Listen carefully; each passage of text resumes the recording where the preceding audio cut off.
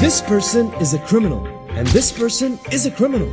Both of them did the exact same crime, but somehow one was sentenced to 15 years in jail while the other got away with only 10. Can you guess who? Can you guess why?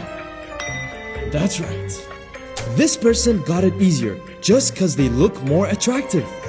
So does that mean you can get away with anything when you've got a pretty face? Let me explain.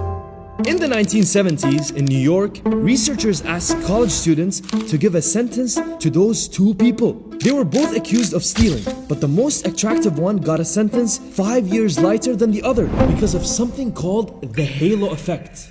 You see, when someone is attractive, we see them as more likable, charming, unable to hurt us in any way. We get a rush of dopamine, the feel-good hormone. Whenever we see them, they make us feel great, so we're ready to forgive them from anything. But then, we meet someone unattractive. The opposite happens. Our brains associate them with diseases, and we tend to dislike them immediately. Okay, so I had a girlfriend. She was talking down on me. She was insulting my friends, my family all the time. But she was so gorgeous. So I was like, I would just let it slide. This is something called the pretty privilege, and it's everywhere. In the workforce, studies have found that good-looking people are hired, promoted, and even have better performance evaluations than less attractive people. One study even found that a 6-foot-tall man earns $166,000 more during a 30-year career than someone who's 5'5". In schools, teachers give better grades to students who are more attractive.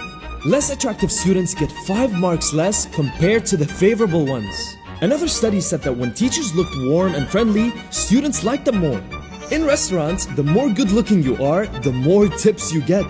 Attractive waiters get nearly $1,300 more in tips than less attractive waiters.